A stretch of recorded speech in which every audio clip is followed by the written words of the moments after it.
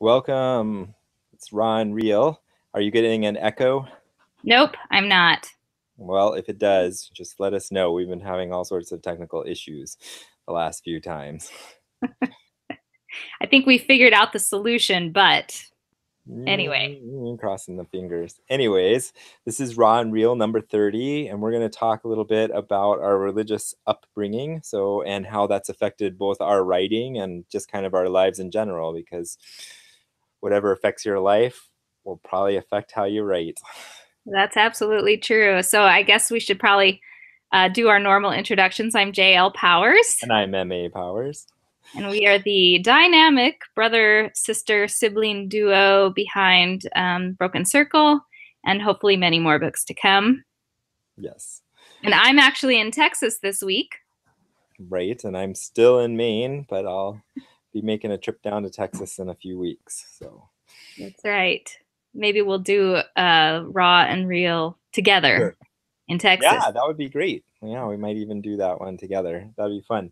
So I think since this is number one, I'm gonna ask you some questions.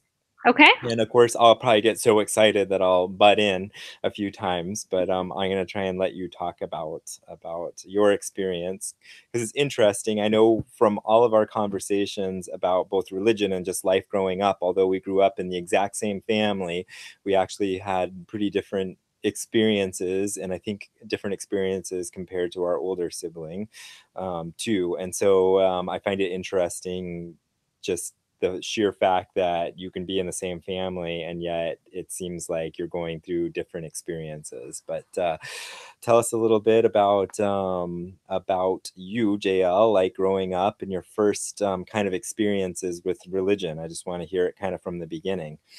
Yeah, and I guess we should say that since we're making this as number one, that this is going to take us several weeks because this is a complex subject and not something that I think you can deal with in just 15 or 20 minutes in one raw and real. So I hadn't really thought about starting at the very beginning, but I think that I'm always like focused on starting at the point of leaving the church, but I think it is actually better to start at the beginning, and so I would go back to one of my earliest memories. I was about 3 years old, and I remember very, very vaguely talking with the minister at our church in the hallway, and later. So tell us, where were you at this point?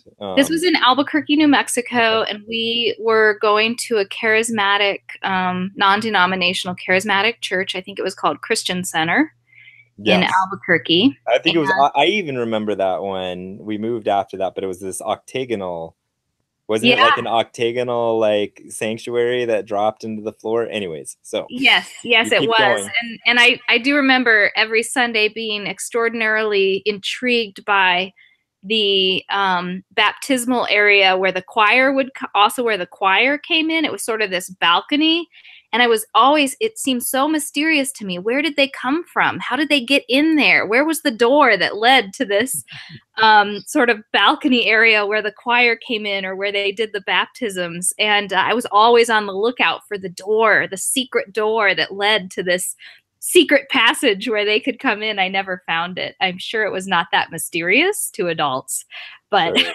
but So anyway, you I were was three. three-ish.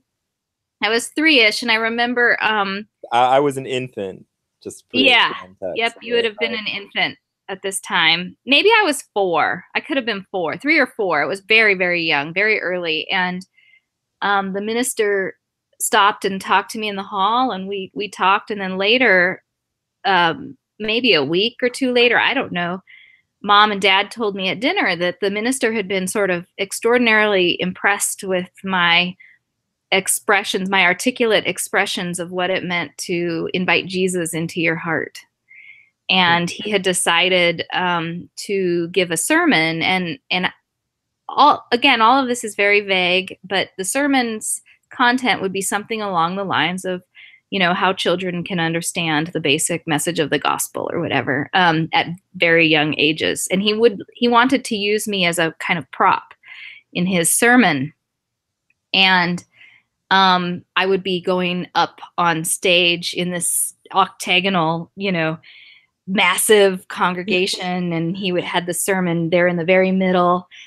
And I would be going up there and, you know, being part of his sermon. And in my mind, I imagined that I would just go up whenever. I imagined myself tugging on his suit and having him lean down, and I would ask questions or whatever. I had this very vague recollection. But what actually happened was Dad took me down there, and I sat on Dad's lap, and the minister started asking me questions, and I became extraordinarily shy, and I hid my face in Dad's coat lapels and probably didn't answer a single question. So I think I was an abysmal failure as a prop in this minister's attempts to show how children can understand the gospel at a very young age. I understood it and I was able to articulate to him one-on-one, but it was a very different thing to be in front of, Sure. several hundred people. But don't you think that's, I mean, it's just as an oddity, how do you feel about that whole experience now, just as an adult thinking about it? I'm just Yeah. curious, like, Well, construct that for us. yeah. I mean, I think that it's a little bit problematic, of course. How so? Well, we were both involved, and I know this will come up later, so I don't want to get too much into it. But you and I were both also involved later as young adults, you as a teenager, and then a young adult, and me as a young adult around the age of 20 to 23. We were involved in a youth ministry that specifically had children going out and telling the world about their conversion experiences and trying to bring people into the fold as children, very young children, sometimes 2 and 3 and 4 years old.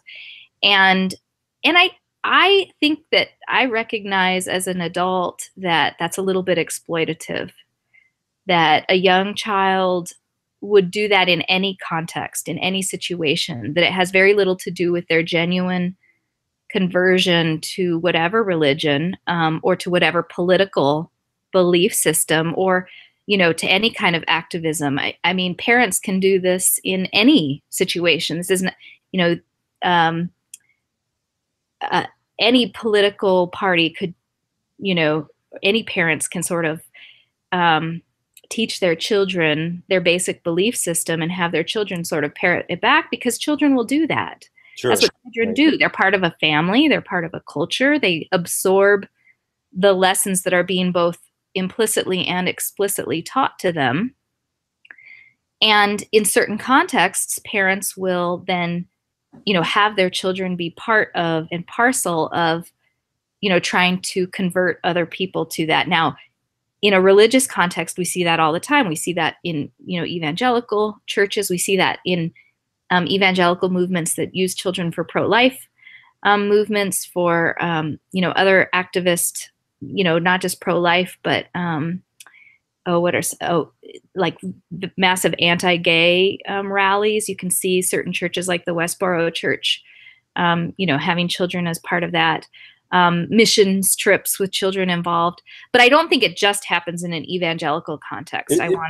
It doesn't, because I mean, I remember a protest against, it was a few years ago, and I may be getting this a little wrong, but it had to do with teachers, and I don't know if it was pay or whether it was for something, but there were all these kids with protest signs, backing up the teachers, which is probably a great cause, right? But at the same time, that I felt a little icky about that, not because I disagreed with what they were saying. In fact, I agreed strongly, as I recall, but the fact that you have children who may or may, that's the other thing, is like, it's like, I don't know how much they know, but that's just an example of an instant where it was not religious. Right. And, I mean, recently I took my kid to a rally, a political rally at the Sacramento Capitol to protest against a ruling against homeschoolers that was, actually going to jeopardize our privacy.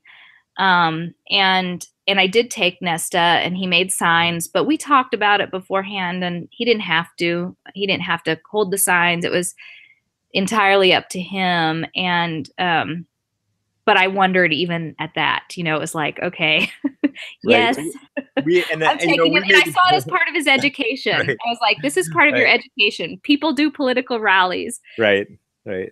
But at Yeah, the we same did time, something. I recognized It's right, how legitimate is this for my child to be right, holding this poster in support of something that I believe, but right. he, 7. Well, what's even funnier for me is that we took our kids and had a great time at a political protest against gun violence in schools. And what's really funny about that is one, I mean, obviously we don't own a single gun. Like that's just not what we do. We don't there's no point, right? Oh, so that makes sense. But our kids don't go to school, so and we were carrying stuff like signs like books, not guns, and things like that. So I guess yeah, it might be a little. I don't know. It is funny. Although we were doing it, we were doing it as a family.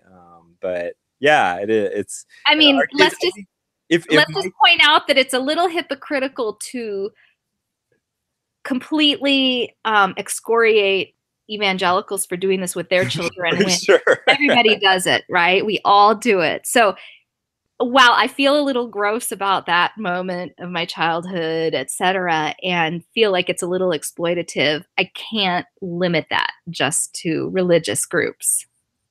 For sure. And I feel strongly that however I come down on these issues, my kids would probably back me up because that's who they are. That's And what so it kids means do. it's meaningless. It's not in the sense for my kids, I'm not going to judge other people's kids.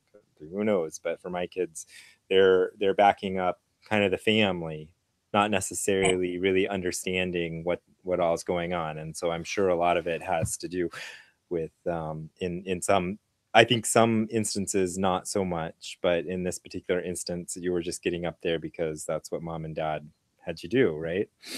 Right. And that's what the minister wanted. And I was going to be this object lesson, right? Sure. And, I mean, I was articulate, and I do feel like even at 3 and 4, I understood the basic principles. So I'm not going to say that I was simply parroting. But I think it is absolutely true that within families, we absorb these belief systems. And as children, without any ulterior motive, we just sort of believe what our parents believe because they're kind of like God to us. And now I'm starting to get the echo. Yeah, I heard you start breaking up. Hang on a second. Let me try this again. Now I can't hear you, but I can talk, right? So there's no echo. Yay. And so then you'll turn back your volume on. Great. Our solution's working. Yay. Um, so so just to say that I feel like with my own child, and I know we still need to get back to our childhood experiences, yours and mine, but I recognize this as a problem because of coming out of that situation.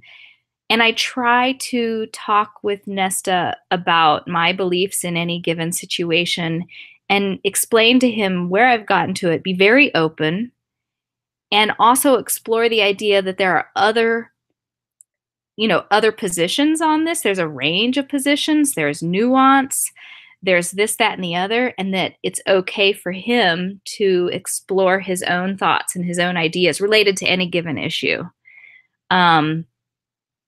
And, I mean, yes, there are some things that I kind of come down very firmly on. Racism is bad, for example. But I also try and not just create these blanket statements about, our beliefs and our things, but try and explore and explain and allow him to have questions and etc. So let's go back to you and maybe your early experiences in religion, unless you have another question for me. Yeah, I just wanted you to continue and keep moving on. So that was your first experience. We'll get to me maybe in another episode. I think it's more, I would like to continue this. So that was your earliest experience. When did you, so my question is, when did it really, when do you feel like you started making your own real choices in a way, about religion, and like just continue? So that was at 3. So then start telling us some more about your experiences and what happened after that. Sure. So, during elementary school, I do, recall that um, I really struggled with lying a lot. I remember in grades, before we moved from Albuquerque to El Paso, really struggling with,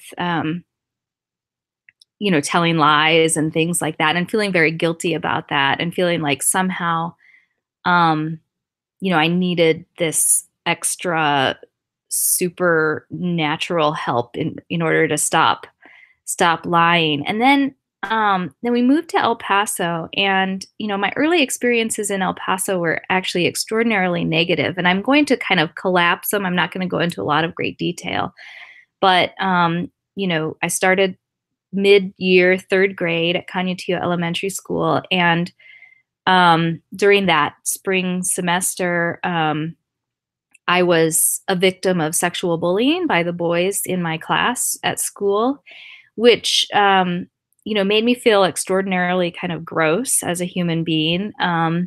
Made me feel, and affects me to this day, right? It was a daily issue that the teachers wanted to ignore and therefore did ignore. I didn't feel like I had kind of outside help to deal with the situation. Although I will say for the record that I know if mom and dad had known about it, they would have done everything to get me out of that situation. But for whatever reason, I didn't talk to them about it. I think deep shame led me to, just feeling like extraordinarily gross about myself, and the lying continued, and I think that was a way of dealing with it. Then in fourth grade, we moved and we started homeschooling. Well, it was at the end of fourth grade. You started homeschooling while I was in fourth grade.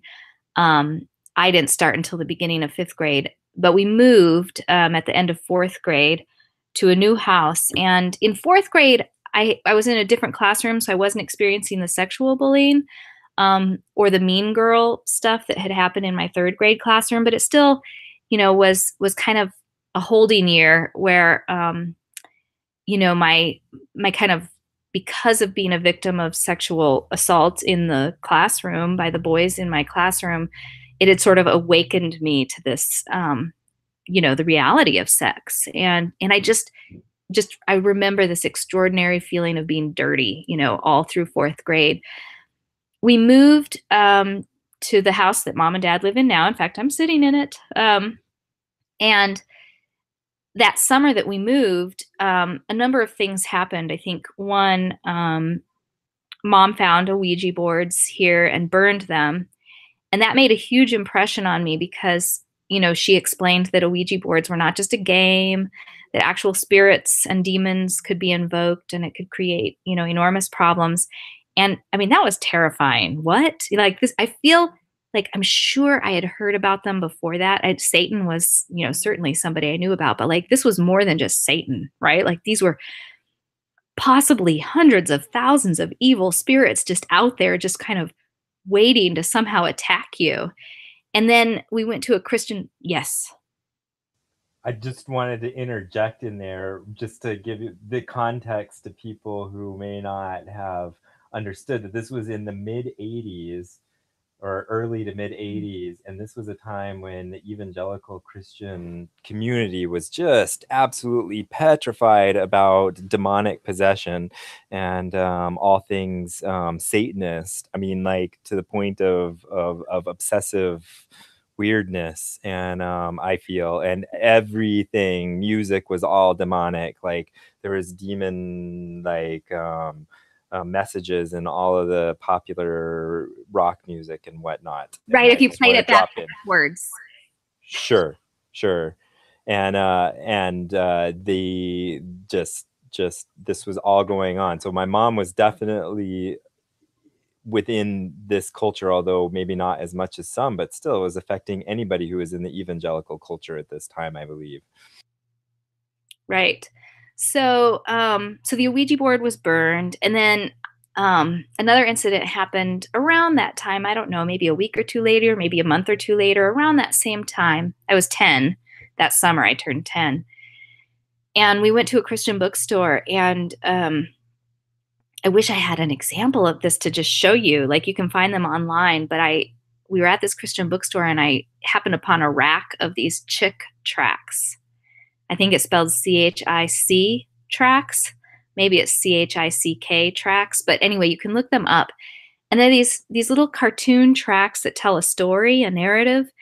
And the narrative is always this kind of designed to sort of scare you into the arms of Jesus, you know? And the one that I remember that absolutely terrified me, and you can still find it, it's still out there today, you can actually find it online, was this story about a young woman who, you know, when her mother had died and she missed her mother. So she went to a seance to contact her mother. And this in the seance, they contacted presumably her mother. She believed it was her mother, but the Chick track indicates that it was actually this evil demonic presence that contacted her pretending to be her mother. And she was essentially possessed by this demon during this encounter. And then she goes home and like she takes LSD or something, and she starts having this major freak out. And like there's this picture, she's looking in the mirror and her face is melting, and she has a heart attack and she dies en route to the hospital, right? Like, I cannot even tell you the terror that this provoked in me. It was so real and so visceral that beginning that day, starting at about 12 after lunch, you know, we would have lunch, and then it was my stomach would start to hurt. I would start to sweat because I knew nighttime was coming, and with nighttime came Satan, who was waiting to devour my soul, and these myriad, hundreds of thousands of evil spirits who just wanted to possess me. And nighttime was coming, and there was nothing I could do about it. The only thing I could possibly do about it was not be alone. And so I would do everything in my power to try and get you to spend the night in my house. Because Eric was like our older sibling. He wasn't going to spend the night on the floor of our room. Like, that was just a no-go. But you, I could convince if I bribed you enough. So I would try and bribe you. I will read to you for 2 or 3 hours this afternoon if you will sleep on the floor of my room tonight. And sometimes you'd go for it and sometimes you wouldn't. And if you would, then I was, felt okay. The terror was like, okay, I would have a relief from it. If you didn't and I was going to be alone, then I just knew I was at risk. My very life was hanging. Yes.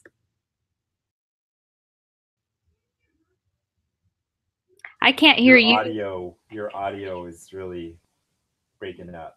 Oh, okay. Now? Can you hear me now? Is it good now? It's no. Okay, maybe we'll get back to my story and have you talk about what was going on with you during this time. Okay. So yeah, I didn't have the same like religious terror in that sense.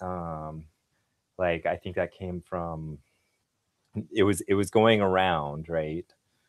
The whole idea of possession and all that, but at the same time, I felt very. I was one of those kids who, like, every time the pastor, So at this time when we moved to El Paso, my earliest experiences really were more like in El Paso. I mean, I remember going to church when we were young, but we went to this church called Grace Baptist Church, and it was Southern Baptist. And and in as tradition has it in the Southern Baptist Church, at the end of every sermon, the pastor will give an altar call, which means like anybody who's out there who just happens to want to meet Jesus, come on down and you can come. And I was I'm that kind of person who feels what for other people just subconsciously and is attuned to these things. So I always was like, just like, I need to go up there, I need to go up there and be saved, even though I talked to mom and I knew all about this, but just, and I was afraid, but afraid in a different way, like and I think this will get into the culture of evangelicalism, which I think is a bit destructive. Some of the culture is a bit spiritually destructive, and I always felt like, well, maybe I'm not saved, right? I've gone and I've said the sinner's prayer, but I don't feel different. I don't look different. But aren't I supposed to have? And so in the culture, in the evangelical culture, you're supposed to have like this split, right? You're a terrible, terrible, terrible, terrible person. You meet Jesus, and now you're all good, right? Like that's literally the culture, as far as I can. You'll have to nod your head if you want to interject. Just give me the sign. So part of the evangelical culture is that we're all, we're born with sin. We're all sinners. All of sin and fallen short of the glory of God. And so I took that very literally. I was being told this by everybody around me, by mom, by just by extension the church, and all of this. And so I was like trying to root around in my 6, 7, 8 year old self to figure out like how terrible I am, because it's bizarre, it's weird, because it's not only are you as a 6 or 7 year old being told that you are a sinner, right? Everybody's trying, like if you're like, well, if you say, oh, I didn't sin, their comeback is, all of sin and fallen short of the glory of God. Let's start rooting around and look for that sin, because you really need to get right with Jesus, because if you haven't sinned, then then that's probably pride. That's the first one right there, right? So I'm 6 or 7, 8, and I'm just like, I'm coming up with all sorts of like terrible sins, or just feeling terrible about myself. Like I'm a sinner, I'm a terrible person, I need to go up and be saved. But I never had that feeling of like, okay, I've said the sinner's prayer, now I'm a new person, I'm saved, and the thing about it is, it's not only that you have to have that sin in your life, because that's what God says, right? And so you're looking around for it as a little child, all that terrible sin, and so you're growing up just trying to find the yuckiness about yourself. That was me. And then trying to feel like I'm saved, like I should be saved now, but I still feel terrible about myself. And not only that, or terrible about like all the little things that I think might be sin. And why shouldn't, I mean, of course I should feel terrible about those things, because if I don't get right with God, he's going to send me to hell for eternity, right? Like the wages of sin are death, and in their context, death isn't like I'm just going to keel over and die and then everything's done. It's now you're going to be sent to eternal hell and damnation. And so in this subculture, as a child, I think it's very destructive, because you're innocent, you're not sure what's right or wrong, and then people are telling you you're a sinner and a terrible person, so you have to look that up and try and find the terribleness about yourself. And then on top of that, once you accept Jesus into your heart, of course you're not going to feel different, because what's there to feel different about? Like honestly, you're not making this huge life-changing cultural difference. I just wanted to say, am I sounding okay? Yeah. Okay. But I'm getting an echo, so you might mute yourself for just a second. Just to interject briefly is that, I didn't have to look very far for things that I was doing. Like I was lying a lot, and I was stealing candy from the local 7-Eleven.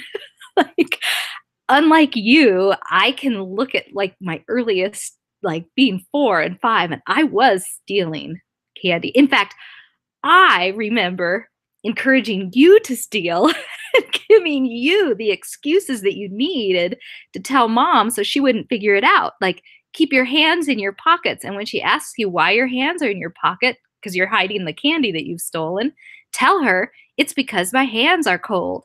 So I will say for the record that I didn't have to look very far to like see evidence of myself as a sinner, unlike you.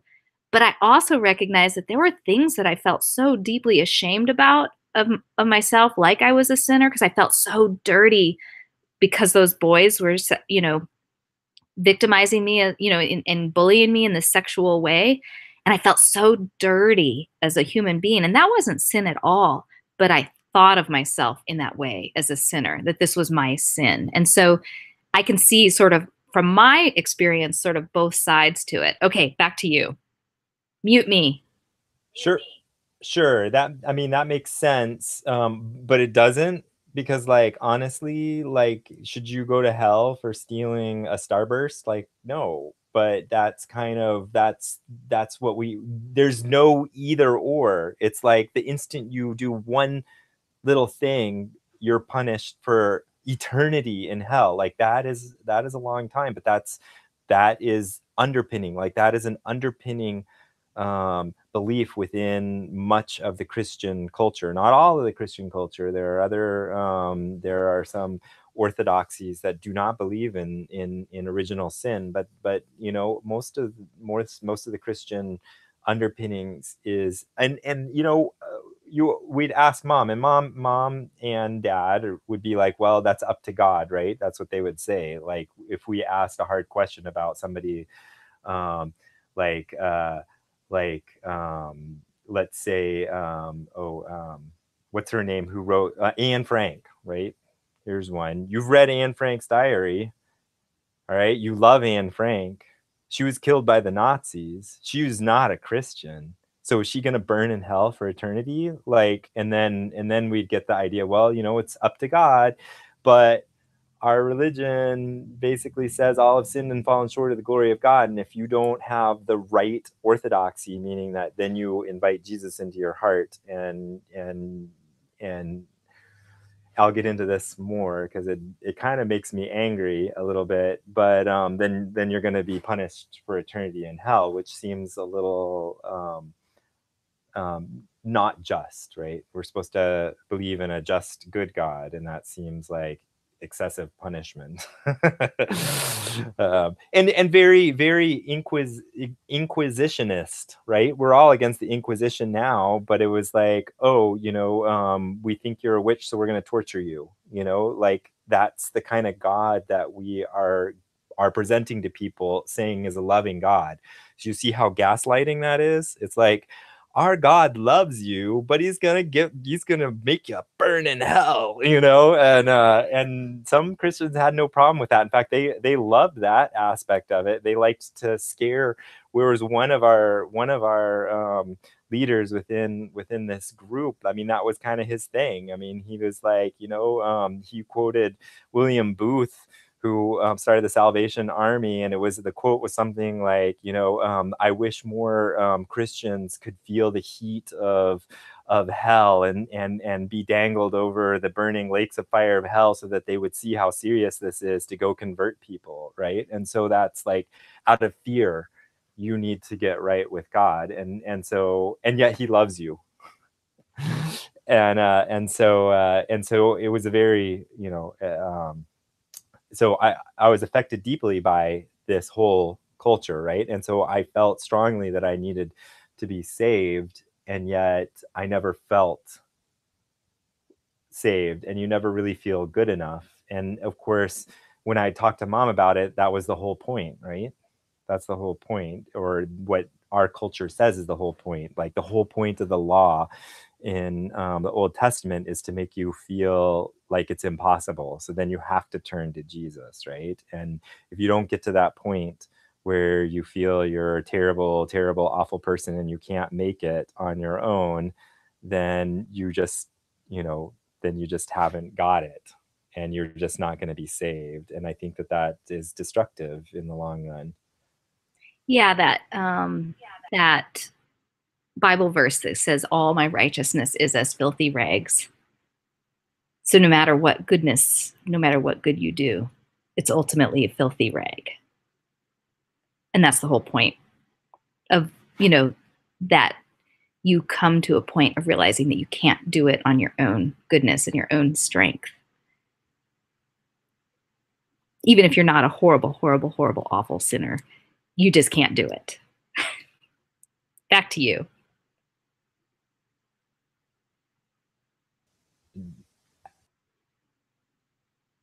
Can't hear Actually, you. I'd like to hear.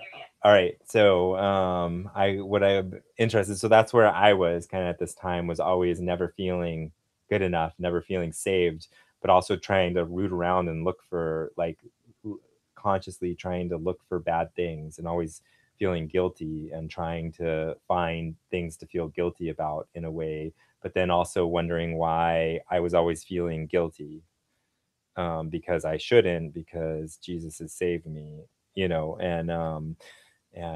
at that point, some of these questions that I'm having now, they didn't cross my mind. I mean, this was just the way it was, right? This was how it was. So let's have you continue. So you were here at this point in your life in El Paso, going to the same church as me, right? Is this, or was this slightly before that?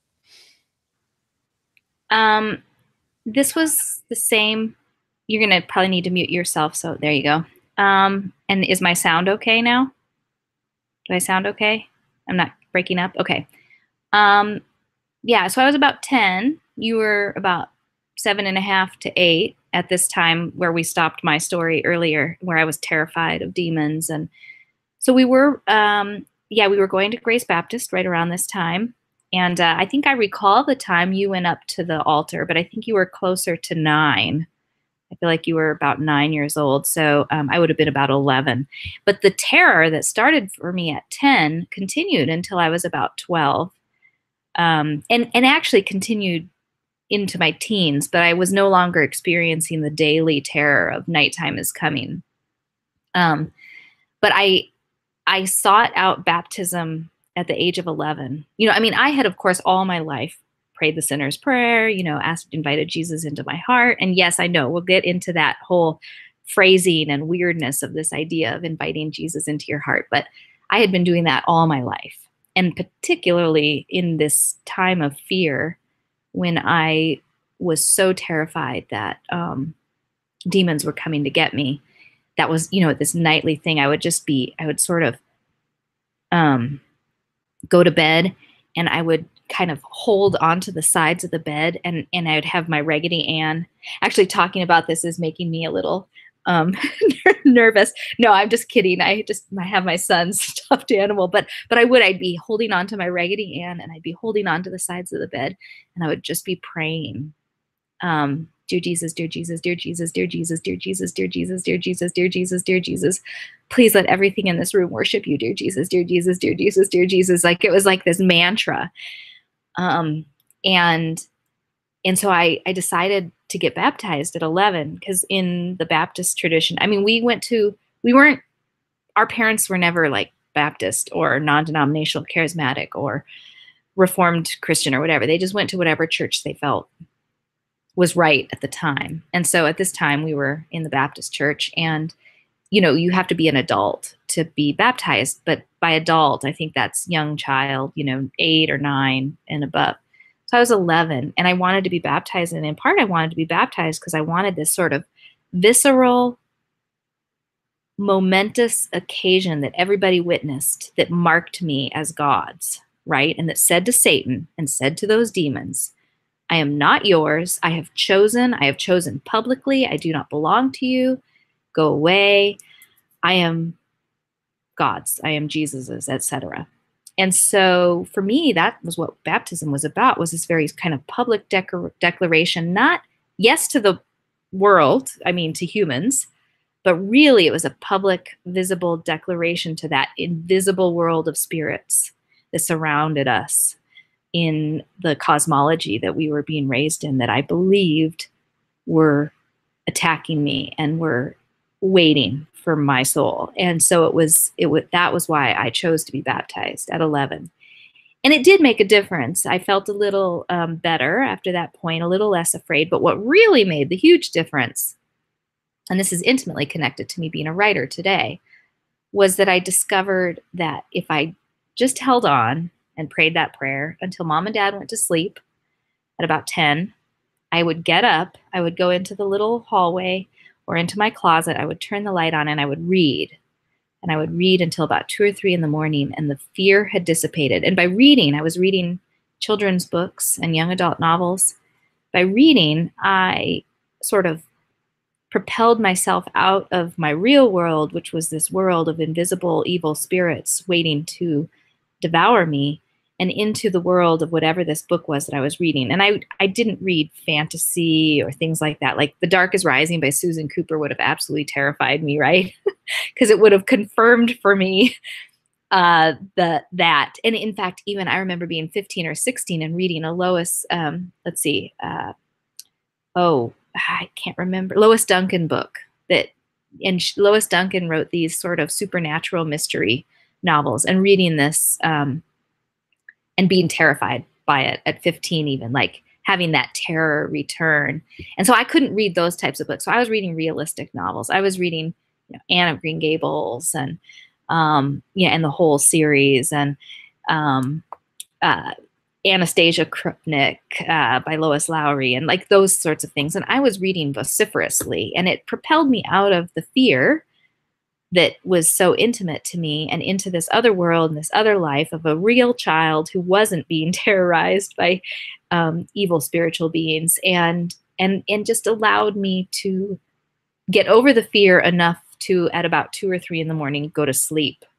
And so that was, that was sort of my experience, and that was how I came to my Christian faith as a child, was this process of believing, but then ultimately being confronted with this real fear and terror that kind of propelled me into this very strong, individually marked faith that was my own, that was no longer my parents, but was deeply influenced by my parents.